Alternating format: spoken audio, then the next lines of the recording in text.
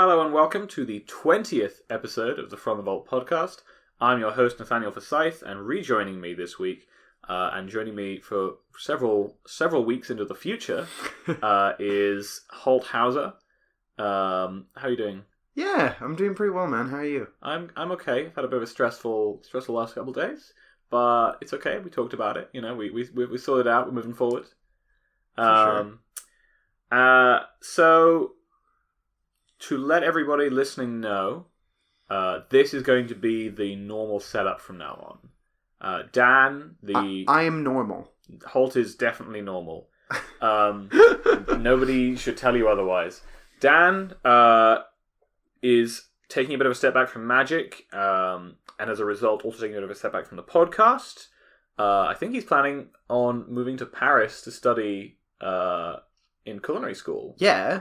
I mean, who loves food more than Dan? It makes sense. That's definitely true. And the nice part is, for what little time Dan still has in Edinburgh, I get to enjoy his cooking. That's true. We're actually I'm really excited for Dan. And I think he'll have a really good time, but he has said that he doesn't really feel like he can continue doing the podcast, which is totally understandable. So it's going to be me and Holt from here on out. Yep. Obviously with the kind of normal, like we'll have some guests on and stuff like that. Of course, but you're going to have to deal with me always. I'm here to stay. I will hunt the podcast, as it were. Can I be like instead of a co-host, can I just be like the hunter of the podcast? Like, are you going to make a spooky voice? Yeah, like, ooh, I'm here to review cards. I'm here to tell you to play unplayable Boros piles. Yes. Speaking of which, Boros piles. I'm down for it. Transitioning from the sadness of Dan's departure to the most exciting time of the year. My favourite time of the year. We get it 4 times a year, but it feels never like enough. So it's like Christmas 4 times for you. Kind of, yeah. I mean, if Wizards could mainline new spoilers into my eyes just constantly, I would take that deal. You don't think it would get old after a while? Just all the flashing cards in front of your face. I love new Magic cards. Would they stay for like how many seconds for each card? Like 3? Honestly, man, I'm happy to discuss we'll prove that you can discuss very simple cards for a long time. Okay.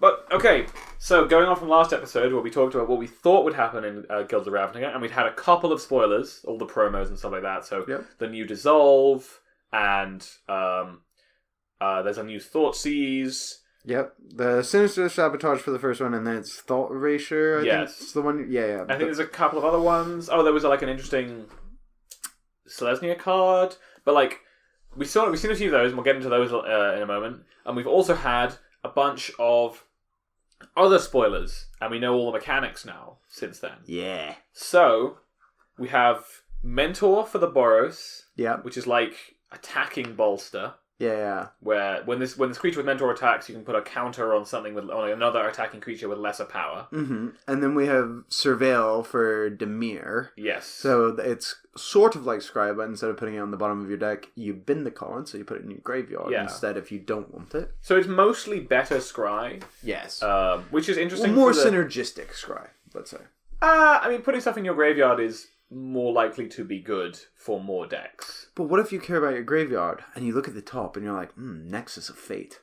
Man! And you're on 3 mana. Doesn't Nexus of Fate just shuffle itself in? Not the whole graveyard? I thought it shuffled the whole graveyard. No. Okay, Emrakul then. You're Maybe. Done, man. I mean, I guess that's true. I don't know why I'm playing Emrakul in my graveyard deck, but Goryo's Vengeance? I guess that's true. Maybe I'll never play these Surveil cards in Goryo's Vengeance. But yeah, so I mean, it's mostly better Scry. It's interesting to me that we talked about how there's just never been a good Dimir mechanic. Mm-hmm. And this is, to me, the safest you can possibly play a Dimir mechanic. Yeah, and I don't hold that against them, though. I've heard some people talking there a bit like, oh, it's a bit safe, it's not very creative, it's not getting the flavor. And I'm like, actually, this is cool. And actually, this is what these colors want. In general, they're going to be cards the decks that are blue-black generally make very good use of scrying in general. And use of the graveyard. Yeah, and they care about the graveyard. So it's this is perfect. Yeah. It also, I don't care if it's safe. If it fits the bill, I'm happy with it. It also fits very neatly into the set, as the other 2 mechanics we're about to talk about also use the graveyards. Mm-hmm. And in general, I think it's fine in your set with 5 separate mechanics, with 5 different guilds with all their identities, to have one of them be, like, pretty small in terms of how complicated it is, right? Yeah, for sure. Like, it's pretty easy to explain to new players. You say, it's like Scry, but you put it in the graveyard instead. And they're like, oh, cool, I get that. Mm-hmm. So it's like, when you pick up your first pack of Guilds of Ravnica as a new player, and you open it up for your draft, and you're looking through all the cards, you don't have nearly as much cognitive load. So you have Convoke, where you have to figure out everything that's doing. You have Mentor, where you're like, oh, okay, I know what to do with this. And you have, like, the other 2 mechanics. And then Surveil is like, oh, I know what that does. I know it's good. Super intuitive. Yeah. Absolutely. Izzet has Jumpstart, which is similar to Flashback, but you pay the cost and discard a card to cast it from your graveyard. Mm-hmm. Which, so far the cards for it have been interesting. I don't really feel like we've seen the big guns yet. Yeah. But it's a mechanic that really interests me. So this is the one, actually. So when we were talking about Dimir, and they're like, oh, this is a super safe mechanic. Actually, I read Jumpstart. I was like, oh, this is super duper safe for Izzet. Almost like disappointingly so. Because in a way, like, there's design space for it, definitely, where you can, like, cost it more aggressively. Yes. For example, these cards, so you can get more effect for cheaper, but the cost is discarding. That's really cool. That's cool space to play around with. But I'm not going to lie, my first reaction to this, I was like, oh, it's bad Flashback. I do think it reads like that, which is kind of a problem for your mechanic. If people are like, oh, it's like that old mechanic, but worse. And to dispel that, you probably want to have a couple of cards for it that are like, oh... Super busto. Oh, this... Well, you don't want to busto them, but you want to make them You want them busto. You want a card that says Jumpstart Dredge. Dredge 6. They printed that. Did they? Yeah, it was the one that says draw a card. I was like, what? What are you on about? It does read Jumpstart Dredge 6 because it's like you discard the grave spell and you cast the spell. Oh, wow, you busted it. I'm officially, not convinced I did bust it. I think it's going straight into Legacy Dredge. I think that's very unlikely. But, yeah, so Jumpstart is interesting take on Flashback. I guess we'll talk more about it when we get to the cards. And then Undergrowth is the Golgari mechanic, which is this spell does something that scales, and it scales with the number of creatures in your graveyard. Flipping called it. That's what my review of this mechanic is. It does exactly what I wanted it to. It was literally last podcast. I was just saying, like, I want something that, like, doesn't want to take things out of your graveyard, whatever, like, reuse them. No, I just want, like, to be rewarded for having something in my graveyard. And they did exactly that. They did. And they printed a mechanic that says, have more creatures in your graveyard. And I'm like, I can do that. I hope they reprint Night Howler. Yeah. I mean, they might not reprint Night Howler because it's an enchantment creature with Bestow. But, you know, maybe something similar. Yeah, exactly. I assume they'll make it for, like, 2 mana. Yeah. It gets +1/+1 for all the creatures in your graveyard. The only other big mechanic that they spoiled is that split cards are back, and hybrid is back, and they're back together. So we saw a split card that was status and statue. Yes. So status is a black or a green, so 1 mana hybrid. Yeah. And it's an instant that gives target creature +1/+1 and death touch until end of turn. And then the other side of it is statue, which is 2 colorless, a black and a green, so 4 mana total. Also an instant that destroys target artifact, creature, or enchantment. Yeah. And obviously the most exciting side is statue. You're mostly interested, I think, if you're playing this card in, like... kind of having a Vindicate. Yeah, it's like a big Putrefy. Yeah, that's exactly right. I think that Vraska's Contempt will probably end up being the better option for most decks at most of the time. But I do think if you can get something out of status... Yeah, let's say you're making a bunch of tokens and you can use status to trade those with another big creature. The thing is, we just know that having options is valuable. Yeah. Like, that is a major heuristic for Magic, right? Is like, the more options, the more modes I have in my card, the better it is going to be. So, like, considering a statue is sort of like 4 mana, you can kill most things with it. It's like, okay, that's reasonable. That might be a role player in Standard. Yeah. But to add the extra text of, like, 1 green or black, also you have a pretty sick trick. Yeah. When you're in a pinch. And it's like... I do think, yeah, okay. There'll definitely be spots where I'm like, I need this to be Contempt because I need to be killing this, like, Rekindling Phoenix. Yeah. Or this Planeswalker. Mm-hmm. And this statue is doing nothing. Yeah. But, like I say, I think there's also spots where status being like a non-negligible card can be like a powerful option. I think the part that's probably the toughest about it, like thinking about both sides together, is most of the time when status is good, statue is good, right? Because you just want to kill a thing. Yes. But the mana differential is massive. Yeah. Like being able to be like, okay, I might be able to swing with my dinky creature and trade it with this death touch trick. Yeah. Or I can pay 4 mana to kill it. Or I can do this, like, kill it with the death touch trick and also play another spell. Yeah. Like, it gives you so many more options, lines, and things to think about, which has all the recipes for making good cards. If the other cards that are spoiled from this fuse, or not fuse, sorry, it does not have fuse. No. This split card cycle are of similar quality. I'm really happy with it, to be honest. I think it's a really interesting card that pushes into really interesting spaces, and I'm very excited to play it alongside Stitch's Supplier. One of the things I am also happiest about with the split cards is actually that they will be the same color. I know sometimes looking at the older split cards, weird space where it's like, these are 2 different multicolor spells. I'm only going to be able to realistically play half of this in my limited deck. Or sometimes you just play it constructed for 1/2, and you're like... It feels a bit wasted, yeah. It feels like, okay, yeah. Why did you make a split card? Yeah, exactly. Whereas when you have both be the same color, it's like, no matter what, I have options. They're almost like charms. Yeah. Which is like really cool space, I think. Yeah, I agree. I think there's a couple of like standout cards in the spoiler that are quite exciting. Other than that, Necrotic Wound is something that like gets my brain going, which is the black. For an instant, target creature gets -X/-X equal to the number of cards in your graveyard. It's the number of creature cards in your graveyard. Sorry, so it has the undergrowth yeah. keyword from the Golgari. And then when that creature dies this turn, exile it. Yeah, that just looks primo. Like, again, thinking about what I wanted from the Golgari mechanic, that is the card I looked at and I was like, oh my god, this is so sick. And this is exactly what I want to do with it. I do think that it reads a bit better than it may end up playing. Because it's not a 1 mana removal spell, right? Yes. Because you can't... Like, if your aggro opponent goes 1-drop, and you're on the draw, and you go swamp, you can't kill that 1-drop with this. True.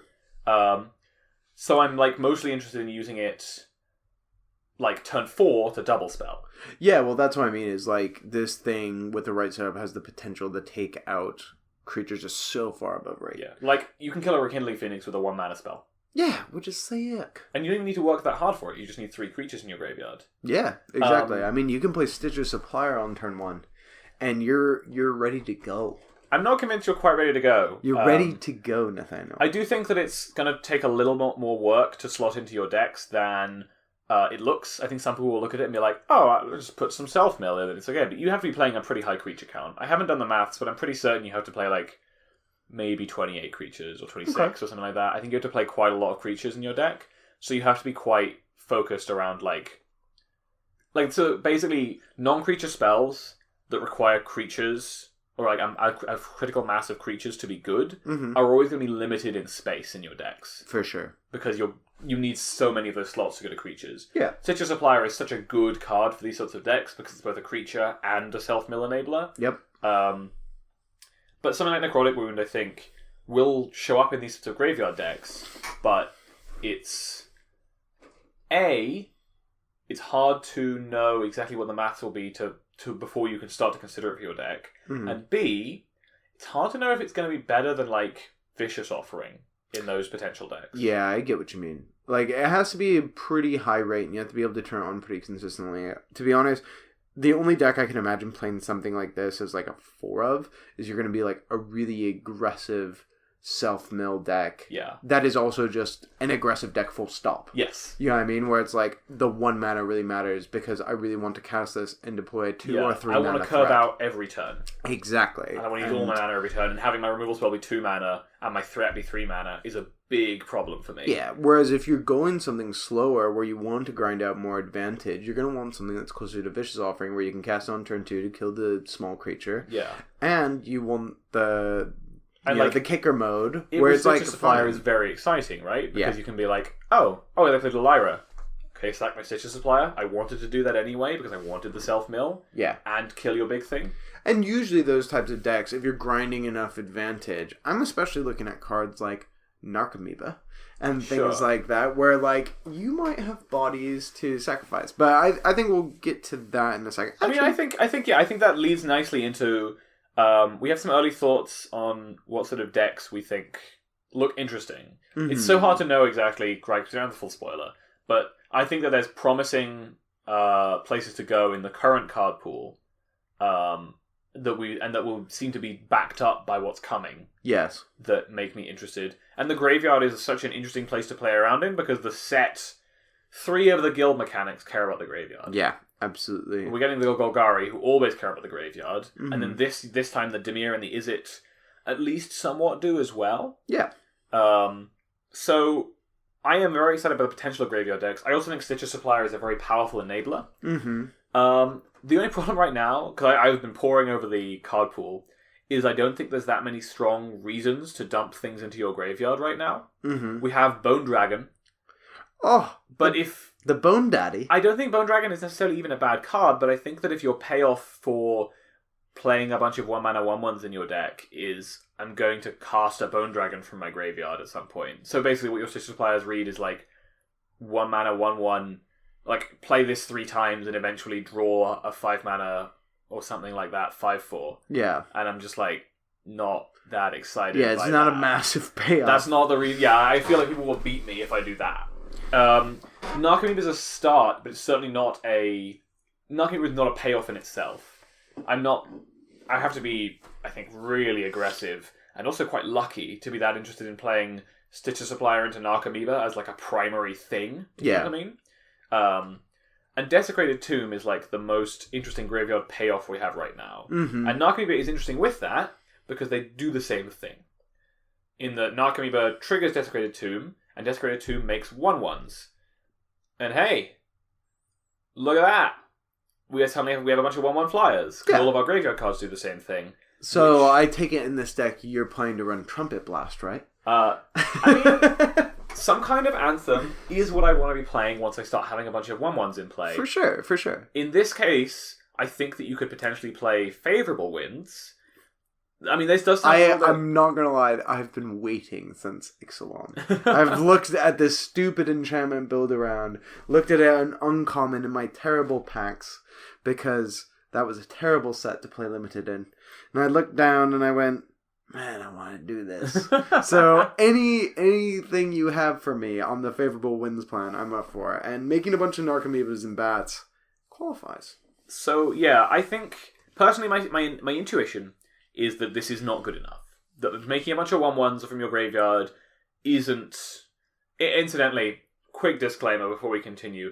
I am going to assume moving forward that Chainwhirler is not going to be in like 60% of every deck I see at a tournament. Yeah, and I think there's a good reason, and it's worthwhile to explain this. Like, the mana is going to be bad. The red card pool is getting much shallower. Yeah. It's harder to stay all in red. Yeah. I think there is a deck that does so. But I don't think it will be nearly as prevalent, and I don't think you can put it in the decks that it's been put in previously. Yeah, and I also don't think you can expect it to be 30+% of the metagame out of the gates. Exactly. So that's why I'm even entertaining strategies that make a lot of 1/1s. Tokens are back on the table, baby! I think so. But okay. So if I'm making a bunch of 1/1 tokens, and they all have flying, I'm not convinced that's quite going to be good enough against a lot of decks. Okay. But I am interested in it as an angle to have in my existing graveyard deck. Yep. And I think that Favorable Winds might end up being a bit too much. Yeah, it's probably cute, but like, so I'm thinking almost like something right now in Modern. I'm thinking about KCI. Sure. Yeah, very divorced, very high power level, whatever. But what's really cool and a big innovation for that deck that came recently was Psy. Sure, yeah. And being able to be like, okay, post board, yes, I have this complete nonsense combo where I'm going to throw Pyretic spell bombs at your face and go infinite with all these artifacts in the graveyard. But if you lock up my graveyard, or you turn off my abilities and my artifacts, I'll just play this 3-mana 1/4 and make a bajillion Thopters. Having played a lot of the blue-white versus KCI matchup with a friend, you do end up with some scenarios where like you're sitting on a hand of negates and they play a Psy, and you're like, oh. I'm so done. Yeah, I'm super dead. But the thing is, I I think having other angles in your deck is strong. And if one of those angles is like, actually, my side plan is to make a bunch of 1/1s while I'm doing my thing. And if you try and combat that thing, how do you deal with the 1/1s? Yeah. Or if you deal with all the 1/1s, how do you deal with my thing? Yeah, that is strong. Yeah, I do think that, multifaceted deck like that. I think that having the Discredit Tomb angle is interesting. We need to see better ways of triggering it right now, because right now we just have Narcomoeba, I believe, and a couple of other things, but they're not good cards. Basically. Graveyard Marshal. I mean, that card is interesting, because that card is a good card. Yeah. And that does fit into like an aggressive deck. I'm just not sure how excited I am to play Graveyard Marshal. With favorable wins? And well, definitely not with that. But then to spend 3 mana making a thing that will like probably make about 3 bats at that point. Like, I'm interested in Desecrated Tomb if I can make it an engine. Yeah. Rather than a like value thing. But no, so KCI I think is an interesting example of why I'm talking about a card like Favorable Winds, which my intuition, like I say, still says to me that probably won't be where the decks end up going. But I want to try and push things as far as they can go. Because the way you find decks like KCI or Lantern Control or Storm is you push on things. Mm-hmm. And you take a strong interaction and you push on it and you see how far you can go. And most of the time, you will find out that it's bad. Yeah, but I think that's an important step in the process. I know from one time I think we were at the pub or something like that. You've told me this story a couple times. You were talking actually about a Hearthstone guy who likes to make big evaluations during the spoiler season. I forget who this is. I'm sure you remember his name. But one of the things he said was the cards that frustrate me the most aren't the cards I over-evaluate. Yeah. And I'm like, oh, I got it wrong. It's the cards I just completely slept on. And this is sort of similar because the reason that's bad is because you just never know. You show up to the tournament and someone's playing that card and you're like, oh God, what is this? Yeah. Like, I didn't think about this card. I didn't think about this strategy, whatever it is. And you get wrecked by it. And the only reason you aren't playing that deck is because you never gave it a chance. Yeah. To really push it, think about where it's good, and really work through that thought. Hey, most of the time it isn't going to be the best thing. Yeah, but you never find the best thing without pushing on these things. Exactly. So yeah, I do remember that. The Hearthstone Pro that said that was Zalay. It was in one of his videos where he looked over some of his predictions for the second most recent Hearthstone set. His content's really good, and people who are interested in Hearthstone should check it out. He has a really good attitude, I think, Yeah. which I think has been very important from my side of things. Mm-hmm. And actually, there was like a really illustrative example that happened to basically his team at a tournament of this like mechanism and this heuristic of basically they had looked at every card in the set and figured out which ones were like, and even the ones that didn't look great on paper, they tried them out and figured them out, and they showed up to a tournament with like every single deck they were playing had 2 copies of this like super busted card that everyone else had slept on. Everyone else had rated it like, oh, it's a terrible card. All the other set reviews were like, 1 star, we'll never see play, kind of thing. Mm-hmm. And they showed up with 2 copies of it in every deck they had because they had played with it and been like, no, this is a paradigm shift. They crushed the tournament. They annihilated it. Nobody was even ready. Right. Because they had like gone out of their way to look for finding this card. And like, the thing is that the worst case that happens there, if you like overrate a card, is you play with it a bit, you realize it's bad, and you put it away. Yeah, and I think we can take that and adapt it to Magic as well. I think especially at this time, spoiler season is the time to do it, the time to experiment, the time to test, and to theory craft. Don't get me wrong, don't start... I would say probably at this point, it's probably not worth it to go barreling into current standard and be like, let's reinvent the format. Yeah. But when we're looking at this new stuff that is interesting and we have a bunch of powerful cards rotating, I think it is worth it to explore these strategies. I think you're right, 100%. Yeah, and like I say, I want to push on them a bit, and I don't want to be satisfied with like, oh, I think this is good. Oh, but that's too cute. I want to try the too cute thing. Yeah. Because sometimes the too cute thing is busted. Mm-hmm. And people aren't ready for it and they die. And most of the time it's not. But like I say, you never find the busted that 1% time you will just crush a tournament. And I don't think it's 1%. I think it's higher than that. But it's also like, you will never be the person who finds the next best deck if you aren't the person who pushes on your ideas. Absolutely. And tries to like just do the most broken thing that you can with them. Mm-hmm. Speaking of which, I don't even know where you're going with this now. 100% broken thing to be doing in the next format. Okay, I know where you're going now. It involves, quite simply, 2 colors. Of course, we're going to Ravnica. They are red, and they are white. Yeah. Boros Beats is the future. I'm calling it now. After seeing and being impressed with the Boros token deck that was at the most recent GP Richmond. I forget what the guy's name is. Probably should have had that on hand. But saw it on camera a couple times. I was running Boros tokens right now in Standard. Yeah, literally. Chainwhirler is like 60% of the field. Exactly, like reigns supreme. And this absolute madman or genius comes in there going like, you know what I really want to be doing on turn 1? Legion's Landing. Follow it up, turn 2, Servo Exhibition. Oh, yeah, that's what I want to do in the world of Chainwhirler. But he had a reasonable run. When I saw him on coverage, it was 8-2. I'm not sure exactly how he finished. But I was looking at this and I was like, if you are willing to play this in a field where like this should be like impossible and you're getting reasonable results. I also saw there was a 5-0 list. It might have been the same guy who 5-0'd Comp Standard League with Boros tokens. If you're willing to try this now, I want to know what Boros tokens is in Ravnica. Yeah, especially because we're getting some really exciting cards for sure. Boros tokens. I want new Rabble Master on my team. Legion Warboss. Yeah, so Legion Warboss is a 3-mana 2/2 Goblin Soldier with Mentor. So whenever he attacks, put a +1/+1 counter on target attacking creature with less power.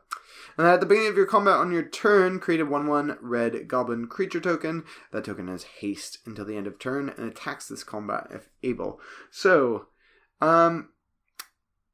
it's easy to see the similarities to Rabble Master, but I think they're different in a lot of important ways. Yeah, it has a lot of the same text as Rabble Master, but it is missing some of the very powerful text of Rabble Master. Rabble Master got pumped for every other attacking goblin, which meant that it killed people very quickly. But I think it's worthwhile to note that it is missing some of the downside as well. That's true. Obviously, Rabble Master, we see him mostly nowadays in the realm of, red prison decks and stuff like that, where There's some like Jund decks in Modern that play him. Yeah, okay, that's fair. Like, I've seen that there. Basically to beat Tron, or like Control, or like just to have like an aggressive threat that kills people fast. Exactly, but most of those times it's like the downside isn't really real. You know what I mean? Where it's like, oh, my creatures... He's your only goblin. Yeah, and also my creatures are turning sideways anyways, whatever. Like, I just want to attack. Yeah. Whereas... So, for those of you who don't know, Rabble Master makes all your other goblins attack. Yeah. Whereas Legion Warboss doesn't. From playing a lot of token strategies in my time, this is actually quite important. And I think it's really important from a standard gameplay point of view to have the ability... Yes, your token that you make every turn has to attack. But being able to be on D is important. Especially if we're thinking like... Okay, so Boros tokens, I like it for a lot of reasons.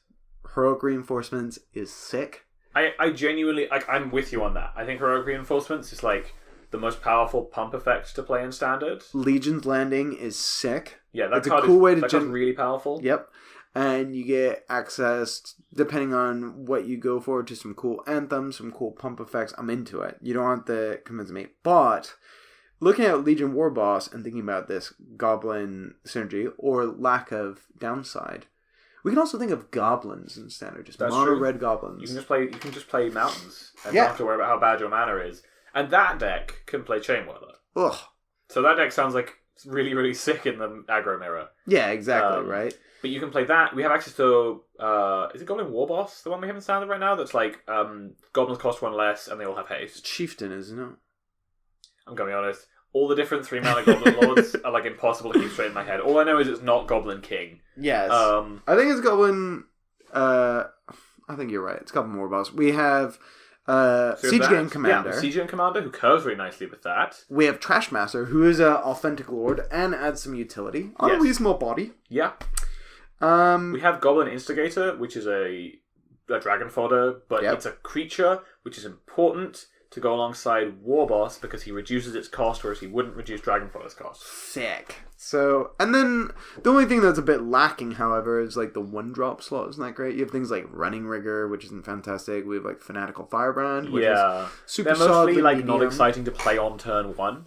But like, I'm happy to play a 1/1 haste goblin that can ping later, and then go turn 2, make 2 1/1s, and then turn 3, make a 1/1 and a 2/2, and also when this dude attacks, he's going to make my other stuff bigger. So you better start coming up with solutions fast. That's definitely true. And like the fact that, Legion Warboss fits very well into the existing Goblin strategy because he goes a bit wide, and you kind of want to be going wide alongside like Siege Gang Commander, which gives you some use for like.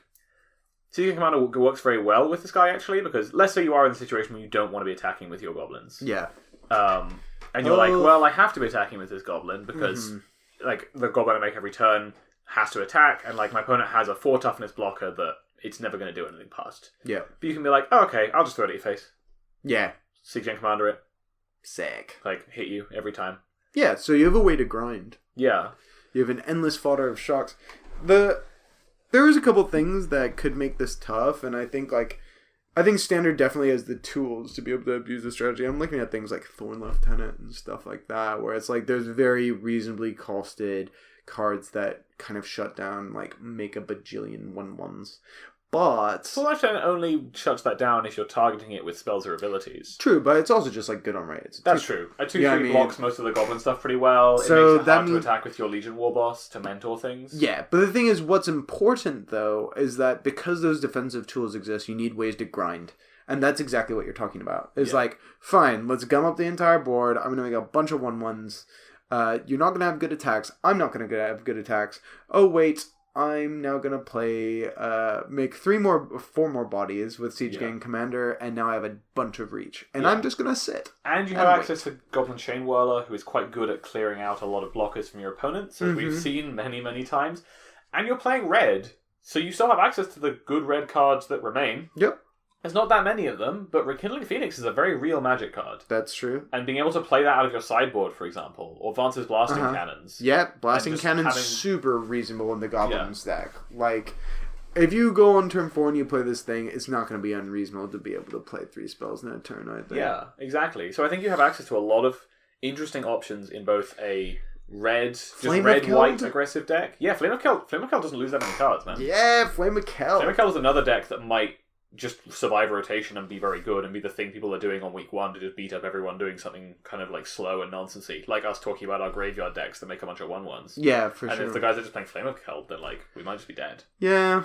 So that deck probably survives and is good. I mean, we'll see what...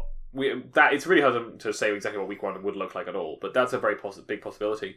I think that the kind of deck that sounds interesting against these sorts of red decks, though, is like a green-white based deck. Yes, and I'm so glad you brought that up. I'm really hyped for green-white. I mean, I'm pretty much hyped for any deck that's got white in it and makes dudes. That's true. But, I mean, okay, so, I don't know. I find myself in a hard place because I love tokens as well. And I feel like both green-white and red-white currently lend themselves to it. Maybe we should just make a Naya deck. I don't know. I'm not going to get into it. I'm not going to get into that hole. I mean, your Naya deck has to be base white now, I think. Yeah. Yeah, base white. Oh, base white Naya deck. But no, so basically I think that the card Shalai sounds really interesting post-rotation. I think that most of the good ways of killing it go away, which are mostly Chandra and Glorybringer. Yeah. But Cut is also another like very efficient method of killing it. So then you're like looking at Spit Flame, Shivan Fire, Fight with Fire. Yeah. Like I guess Bane Fire, those sorts of things to kill your Shalai out of red decks. And Vraska's Contempt. Yeah, and then out of the other decks, you have access to Vraska's Contempt, Ixalan's Binding, then you Convoke O-Ring. Not Settle the Wreckage, though. No, Settle the Wreckage does nothing against Shalai. Get wrecked. But, importantly, all of the good ways of killing it for less than, 3 mana are gone, and all of the really good removal spells that kill it cost 4 mana. And having your thing that hexproofs your team be really awkward to kill is sick. Yeah, it's really powerful. Yeah. Because it means that your opponent's like, I have to spend a whole turn. Now, if you go Shalai into Lyra, your opponent's like, oh my god.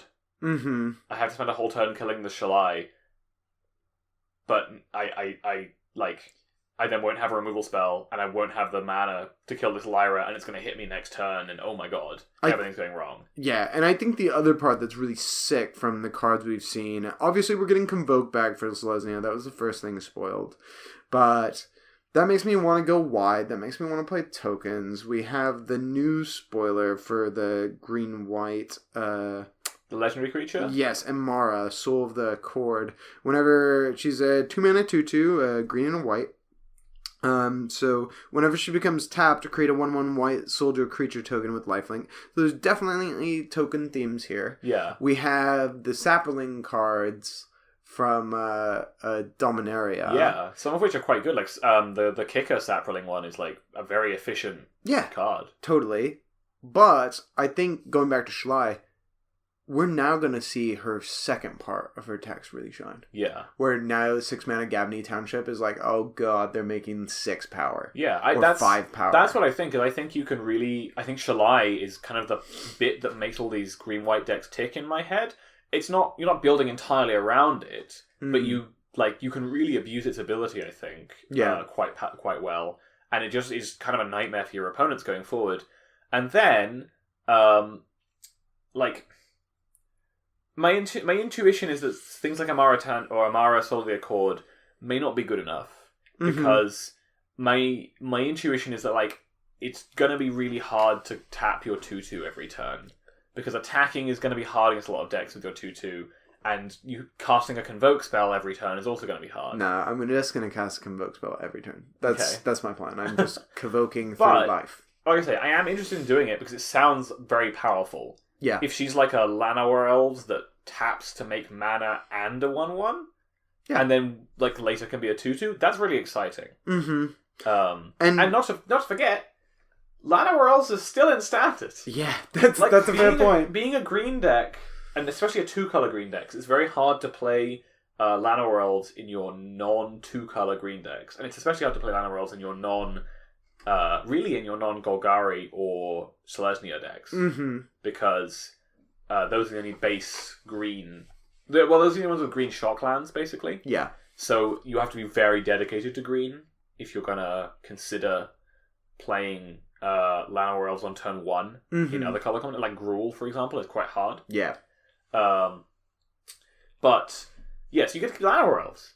That card's still great. Yes, doing everything a turn ahead is still great, and it also works quite well with Convoke. I mean, I guess it doesn't technically because it already made mana, but it's still in this game plan of like I'm gonna like so. It works well with wide boards. Yes, that's another thing. This is what I was gonna say. Is actually it doesn't synergize well with Convoke, but what is cool about this strategy is the 1/1 body matters. Yeah, and so often it does not.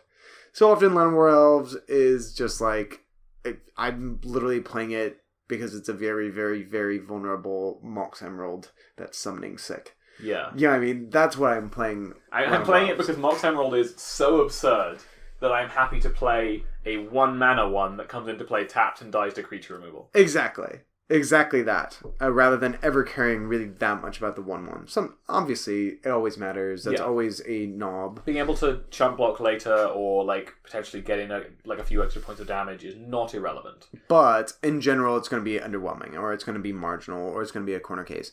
And now, if you're already playing a strategy that's like, I want to make a bunch of 1/1s, this is just one more 1/1. That's true. And you're like, sick. Now I can capitalize on this more. I can build my strategy around that. And just really make be that happen. Generally a strategy that gets this big, exciting accelerant. And especially if you're playing stuff like Shalai and Lyra, you would just be like, okay. Especially because, so I kind of forgot about this, but there are the two big best removal spells that I can see that are sticking around are Cast Down and Seal Away. I guess Lightning Strike as well. And none of them kill Shalai if you don't want them to. Yep. Like, you can just attack with your other stuff into a Seal Away and be like, okay, seal away me. Yeah. There are no tapped creatures that you can target. Get wrecked, friend. It's a legendary creature, so you can't cast down it, and you can't cast down other non-legends through it. And it doesn't die to Lightning Strike unless you have multiple, which starts to become 4 mana. I guess you can Lightning Strike shock it, but I'm probably still okay with that trade. Yeah, for sure. one of the things that I'm really hyped about with this go wide strategy, especially in green and white, is the fact that they've already spoiled a piece of removal, which is Conclave Tribunal. Yeah. Which, as you said already, it's a 4-mana Oblivion Ring, but it has Convoke. Yeah. And the amount of times that I played an M15 standard with... This is back when I first started playing, so I played a lot of bad decks. But I really liked my token making strategies from the very get-go of me starting to play competitive Magic, and that was really when I was starting, was End of Theros, block into M15. And Raise the Alarm was in that format, and Devouring Light. And I tell you what, I got so many people by having, like, a creature on board and 2 mana open. And they're like, great, I've got great attacks, swing with, like, I don't know, my Goblin Rabble Master or something like that. And you go, cool, Raise the Alarm? And they're like, okay, great, I still have great attacks. And you're like, cool, tap all my creatures, Devouring Light. And it's like, I just made my creatures of haste. And used it to cast another spell in a weird way. And it usually is just so much tempo so quickly. So I'm really excited to see effects that aren't just like, oh, use my creatures to make big creatures. It's like, use my creatures to actually impact the board. Yeah. Using the turn they first played. Like, I'm very excited to, on turn 4, for example, cast, like from an empty board, cast the 2 mana Make 2 Saprolings card, Mm-hmm. And then cast the Convoke O-Ring. Yeah, it's so sick. Because, yeah, at that point, I mean, yeah, the Saplings came into play tapped, but I cast a 2 mana Oblivion Ring. I cast a Journey to Nowhere. Mm-hmm. Journey to Nowhere. To be clear, Journey to Nowhere would be very good in Standard. And the thing is, I think I'm remembering it correctly, it hits more... it's non-land permanent, so it's like... Yeah. It's not even Journey to Nowhere. It could be like 2 mana, exile your Teferi. Oh, yeah, sure. Which is like... I mean, I was, in my mind, I was imagining, like, exiling a creature. But, yeah, Rekindling Phoenix. Yeah. But, like, exiling anything is, like, really good. Yeah. So, like, I'm really excited about that. I want to definitely play around that card, see how it work. And it reminds me of some of the other cards, too, as well. Like, was it Shanna Sisei's Legacy? Yeah, Shanna Sisei's Legacy is another payoff for being a very wide deck. I'm not going to lie, I've never seen a card like that be good. Like the Veteran War Leader card or whatever, you know, where it's X is the creatures you control. You are forgetting the card very similar to Shanna Sisei's Legacy. The only good card in Dragon's Maze. Voice of Resurgence. Ooh, buddy, that card was great. Yeah, I mean, that card was great because it made a lot of Shanna Sisei's Legacies, but... Yes. Yeah, I agree with you. I don't think that there's been that many times where this creature is as big as how many creatures you have card has been good. That being said, this is one of the cheaper ones I've seen, which is 2 mana. And it has another upside, which it can't be targeted by abilities. I don't know how much that comes into play, but we have seen Relzeric be spoiled, and he kills creatures. Yeah, so it doesn't die to Planeswalkers, and it doesn't, and like Golgari Vraska sounds pretty cool right now. Yeah. Like, that's probably one of the more powerful top-end things to be doing. Mm-hmm. And there's also probably another Vraska on the way, that's what people think. Yeah, probably.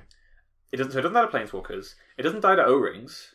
Mm-hmm. And with the fact that Seal Away is still in standard. Still in standard, and probably the best 2-mana removal spell, like, or one of the best, in like the Mardu slice that normally gets good removal spells. Seal Away is like the premium white one. Yep. So it doesn't die to Seal Away. It doesn't die to Cast Down, which is a legendary creature. Ooh. It does die to Lightning Strike sometimes. That's pretty much all the red removals, so unless you're like already very far ahead. Yeah. I can't imagine playing this on turn 2 and it not dying to Lightning Strike. But I can imagine playing it on turn 4 and it not dying to Lightning Strike. Yeah, and I was about to say, I think with a lot of the red decks, they're not going to want to point their lightning strikes at Saprolings.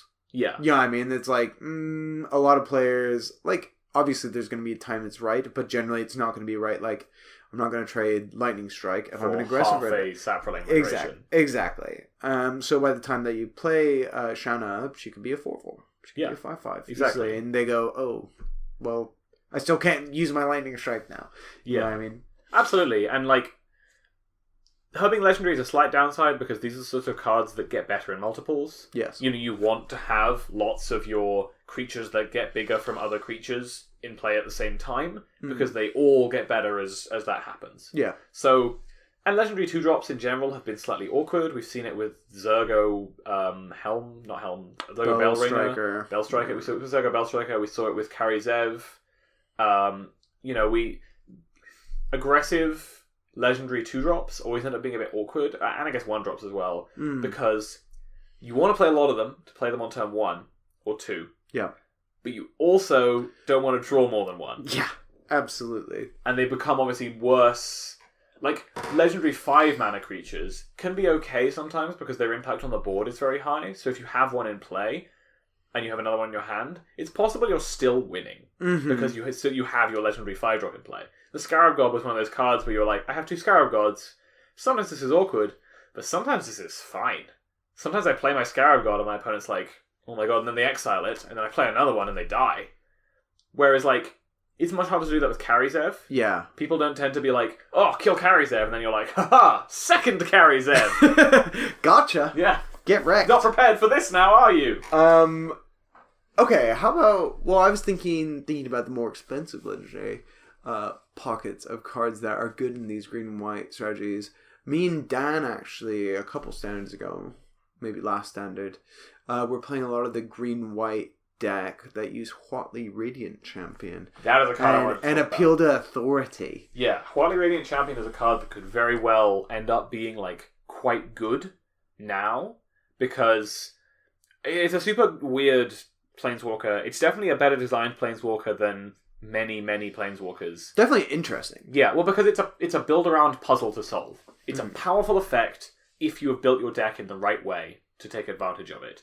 But it doesn't protect itself or kill anything, so it's not just like a stupid, like, value enchantment. I was about to say, it's not... It's not Omnic. It's not Ralzeric. Yeah. Ralzeric, which is exactly just that, the classic. It's card advantage. Take up, draw a card, something, take down, kill something. Ultimate win the game. Yeah, exactly. She doesn't do those things. So, Huatli Radiant Champion, just for people listening as a reminder, because many people have not played with the card, she is 2 colorless, green and white, so 4 mana Planeswalker. She starts on 3 loyalty. Her +1 is put a loyalty counter on Huatli Radiant Champion for each creature you control. Yep. Okay, well, we know how to put loyalty. You want to be as wide as possible. Exactly. This is the first piece of the puzzle. Is you have to have as many creatures in play as you can. Her -1 is target creature gets +X until end of turn, where X is the number of creatures you control. Okay. Yeah. So again, we got a big you want board. to be very wide. That kind of says to me that you want to have a specific creature that has, like, an invasive ability, like trample or flying or double strike or something that really makes it really force multiplies that power boost. Slitherblade. Yeah. Hell, I'm excited to Huatli a Slitherblade if I can make the mana work. Sure. Probably can't, but... And then her -8, you get an emblem with whenever a creature enters the battlefield under your control, you may draw a card. Yeah. Yeah, I want to play Saproling Migration and draw 2 cards. I want to play Saproling Migration and draw 4 cards, buddy. So good. Or... yeah, that's sick. And...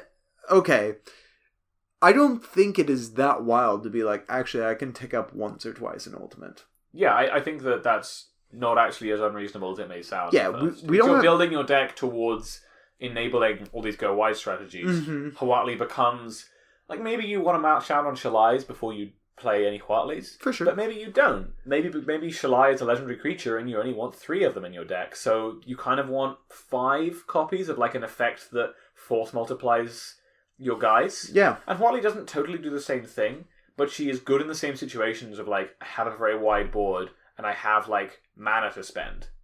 I think it also demands, like, so say if you're on the play and you play this on turn 4, and let's say you have 3 creatures. Yeah. Not a crazy amount.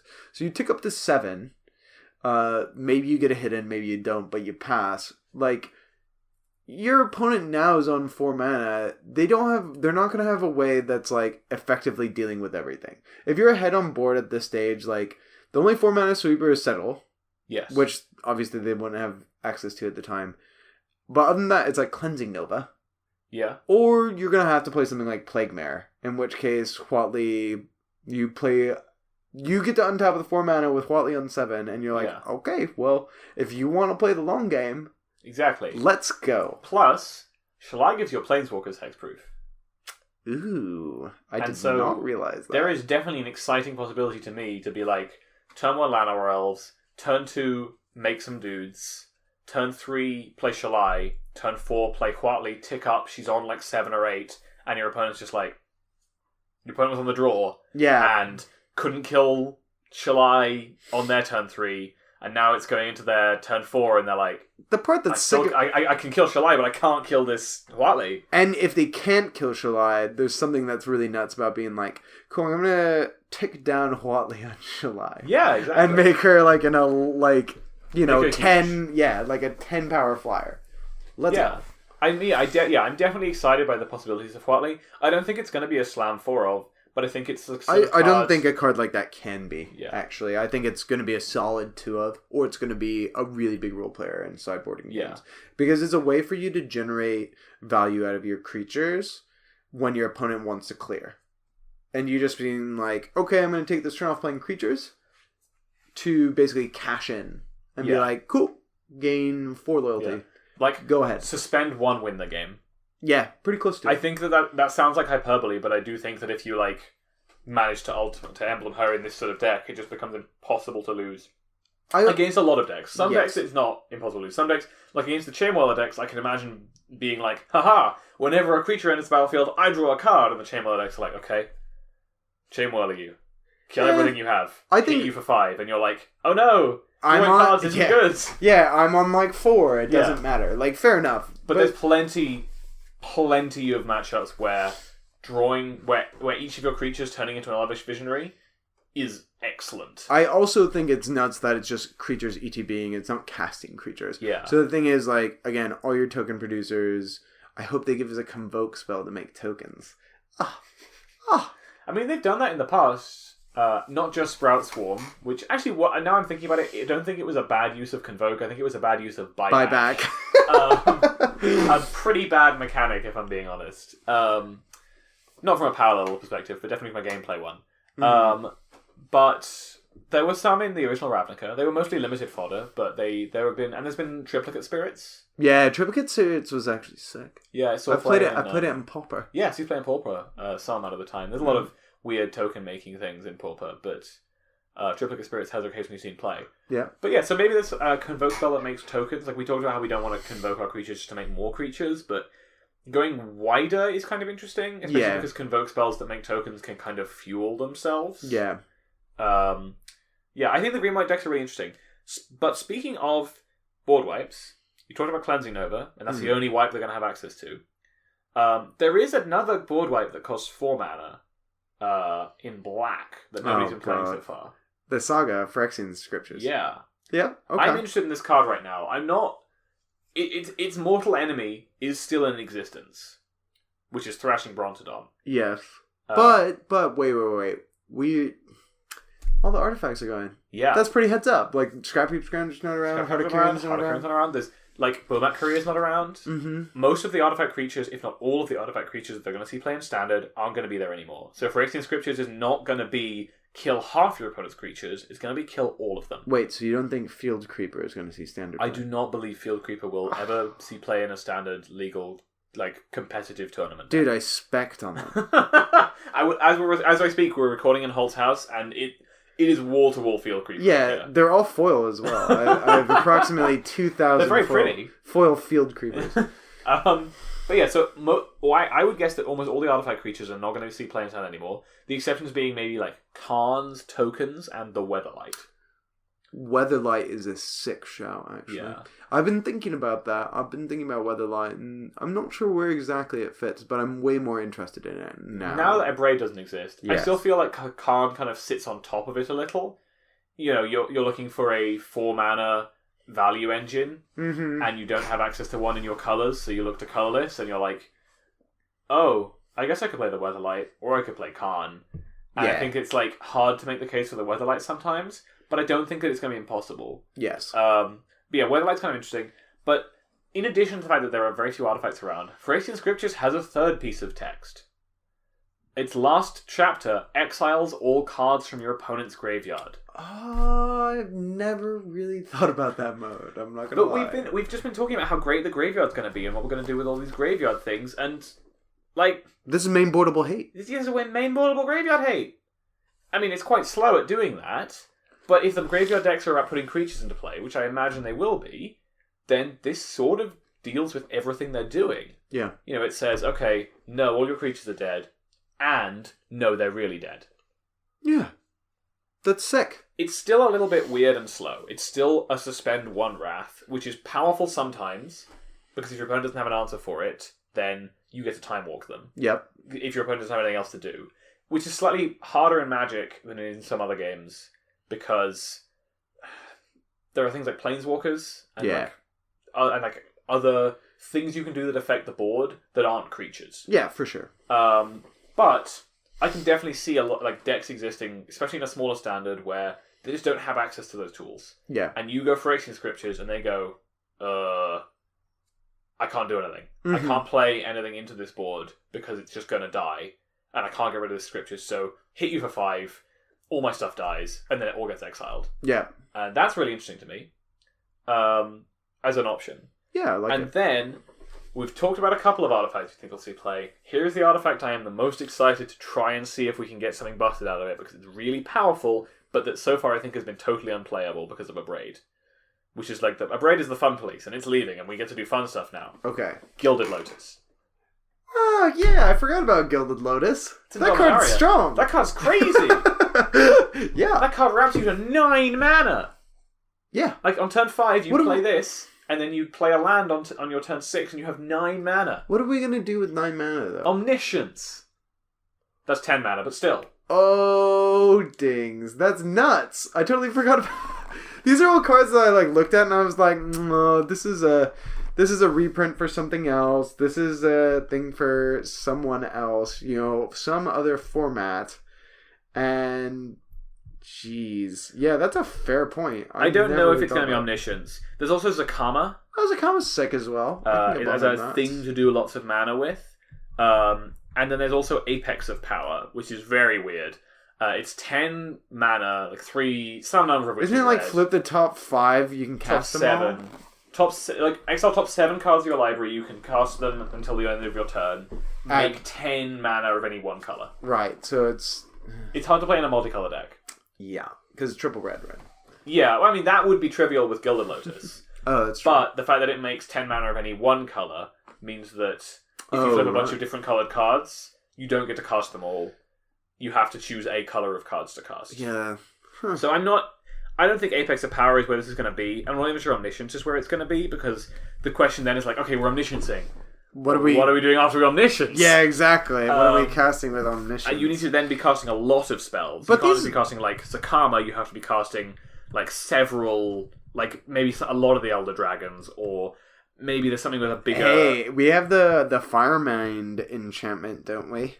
Maybe we're going to storm our opponents with Firemind's Research. Maybe. Because there's a lot of cantrips you can play, because you can play Opt and Anticipate. They printed the Jumpstart cantrip, which I don't think is a very good card. Strategic Planning? Yeah, no, that's leaving. That was an Amonkhet. Oh, dang it. Charter Course is staying, though. Yep. There's a lot of stuff you can play that kind of just keeps drawing cards, and maybe you can, So this all sounds kind of mad, and my intuition, again, is that this probably is not the right way to be going.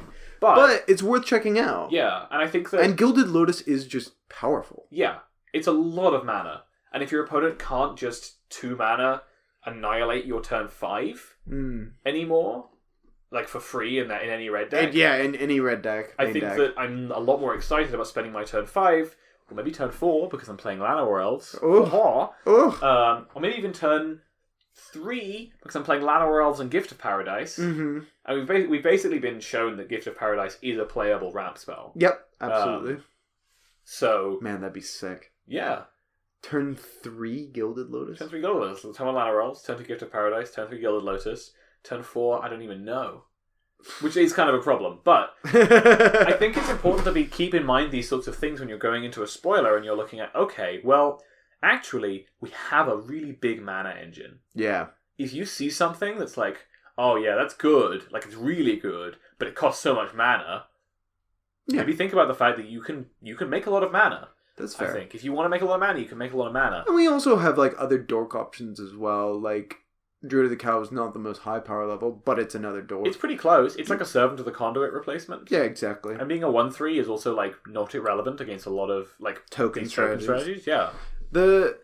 I think the last thing that I wanted to bring up, looking forward, we've talked a lot about aggro decks just from the spoilers and stuff like that, is where's control at? I played a lot of blue-white last standard, but a lot of the tools are going. The biggest thing that I'm thinking about is the draw spells, actually. Yeah, we have a nice... Like, Disallow has a successor lined up. Yeah, we have basically better Dissolve. Yeah. I mean, it basically is. Yeah. As long as you're getting something out of your graveyard. If you're not, then it's just Dissolve. Yeah, but which I'm okay with. Yeah. I would play Dissolve. But we have Search for Escanta. That's true. So it's we definitely automatically it's better. Yeah. Control is in an interesting spot to me, because you're left with, certainly in white... And blue-white, these very powerful cards. You're left with Search for Escanta, Teferi, Settle the Wreckage, Seal Away, and then also access to Cleansing Nova. Which is maybe not as good as Fumigate sometimes, but better than it in some other spots, and clearly very possible to slot in and take that kind of position. But there's a lot of the things that don't buy the time in the meantime. You know what I mean? Or, like, grind the advantage out. Where, like, you're... Losing Cast Out is a really big deal. Yeah. Not only because... and just losing Cycling in general, I think, is a big deal. Yes. Because it means that you can't play quite as high land counts with your Scything lands anymore. Yep. But it also means you can't keep as low land count hands. Yes. Because you can't be like, oh, well, I'll just chuck this... I have a Cast Out and a Hieroglyphic Eliminations in my hand. Yeah. And I can cycle them on turn 1 and 2, so I'll hit my land drops. At this point, obviously, spoilers are still coming out. We'll see what happens. Yeah. But I'm kind of looking at that Steam Vents and the Sacred Foundry and being like, why don't we play Jeskai? Jeskai does have excellent mana. It has 3 check lands, and it has 2 shock lands. We get access to reasonable removal in red. You have to be white base, I believe. It's hard that's to what I want in life anyway. It's hard to support double blue. I see. So the counterspell might be an issue. Yeah, the thing is you kind of want to end up being white-red base, because that is where you have the most sources. Because both of your shocks make... wait, am I being stupid? You have to be red base, right? Yeah. You can't be white base, you have to be red base. Yeah, both of your shocks make red. So you end up having to be red base, which... maybe is interesting, but it limits you in some ways. Yeah, it does give you access to kind of a sweet removal suite. Maybe the white is just there for Teferi. Yeah. That's the kind of thing. Maybe white or blue is only there for Teferi, one of the two. I think you are otherwise a control deck based around this sort of thing. Are you recommending base Holt range control? I'm not totally recommending it, because I can get behind it. I am stating that it might be a possibility. White does get access to probably the best Grave Hate in the format, in the form of Remorseful Cleric. Yeah. And also the Enchantment, which may not be good, but it does turn off Jumpstart, and I don't even remember what else. I think it gains you life whenever a creature dies, and makes it so that creatures don't have, or cards in graveyards don't have any abilities. And you can just play Blasting Cannons to grind out your opponents in red card advantage. Yeah. Oh, wait. No, this is another thing. There's a lot of good red card advantage things. Blasting Cannons still exist. Sunburn's Invocation still exists. Yeah. Like, that card has proven to be actually quite reasonable as, like, a top-end control finisher. Yeah. Because being able to go, like, okay, I'll cast my, like, 4-mana draw spell, flip over a removal spell. Yep.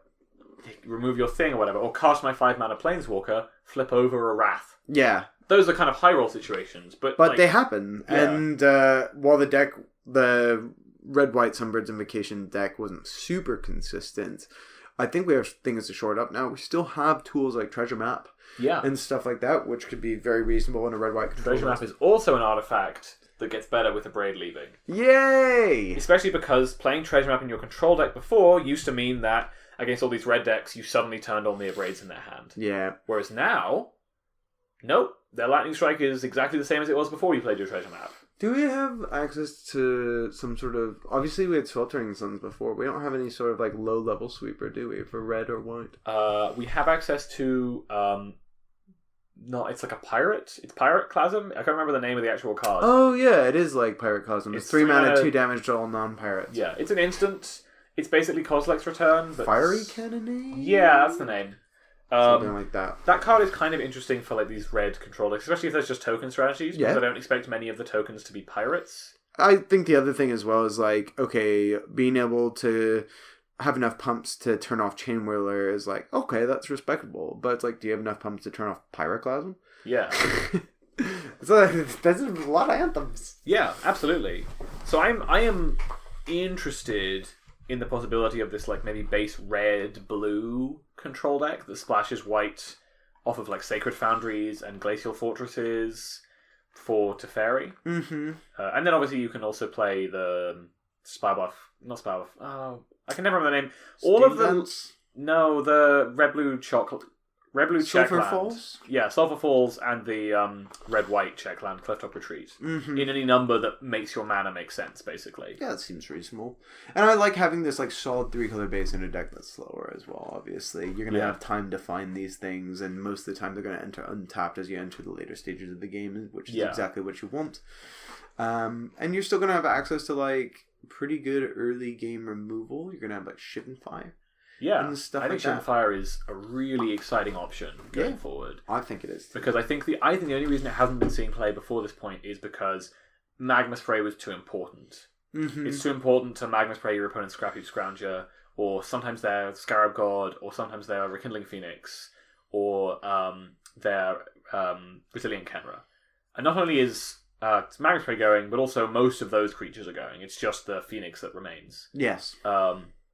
And having access to Shivan Fire, being able to be like, okay, well, this kills all of my opponent's 1-drops, and most of their 2-drops, and also, later on in the game, it kills their 4 and 5-drops. Yeah, which is like totally respectable and reasonable. I rate it highly as a card, and I think it looks better as well now that the gods are going away. Yeah. Where you're not having to worry about something that's either indestructible or recursive, so destroy is not that valuable. Yeah. Like now it's like, oh, Nicobolus. Yeah, that sucks. I don't have stack interaction. I'll discard a card. But at least now this card I had in my hand from turn 1. Yeah, you're not staring at a shock. Yeah. Can't do anything against this Nicol Bolas. Yeah. You're staring at Shivan Fire where you're like, okay, well, it's not very mana efficient, but it does the job. Yeah, and it's not like I paid that much to put it in my deck. If I'm a control deck, it's not like I'm that excited by Shock in the first place, but I do kind of want to be able to interact on turn 1. Yes. Especially in a format with Llanowar Elves. Mm-hmm. So yeah, I'm excited by Shivan Fire and the possibilities of like this kind of red-based control deck potentially coming up. Yeah. We'll have to see what more of the Izzet cards look like. It's possible there's some really good jumpstart cards to make you very excited to be playing this. And also being able to just like in your main colors play Ral Zarek might just be reasonable. Yeah. And just be like, hey, Ral this dude's good. Ral Zarek is hard to talk about because he's so boring. Well, he's good. He's going to see play. He's definitely solid. The only question that around him is like, how reasonably can you expect his -3 to be like good? I think if you're a very spell-heavy control deck, especially if, like most of the time it's going to be Terminate. If you can just play like Opts or Anticipates in your deck, I think the answer is pretty commonly. Yeah, exactly. If you get to the point where you're like, okay, cool, I'm a red-blue based control deck, I'm just playing like a playset of Opt and a playset of Anticipate, and in almost any circumstance, when I play Ral Zarek, he's going to kill whatever I target. Yeah, absolutely. And then his ultimate is insane and you win the game, and okay. Woo! Everyone loves winning the game. Yeah, I mean, I do love winning the game.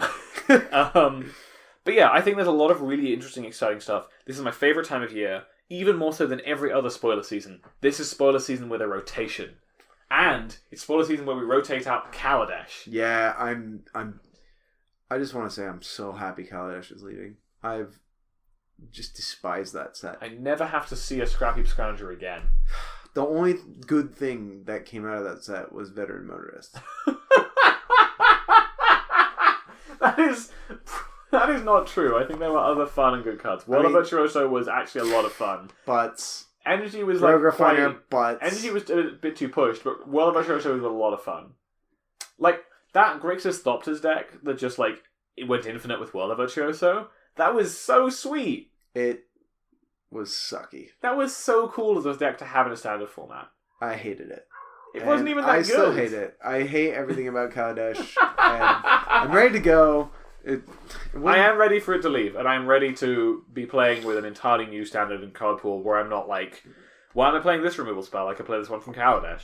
Why am I playing this creature or this strategy? I can play this one from Kaladesh. Like, why am I playing this? Why am I not just playing black in my aggressive deck for Scrappy Scrounger? It's really free and easy, and I can just splash it. Yep, exactly, and I hate it. Why am I not playing Heart of Kirin in every aggressive deck? Yeah, And even like Smuggler's Cauldron. Artifact sets, just never do it again, Wizards. Unless you make the artifacts colored.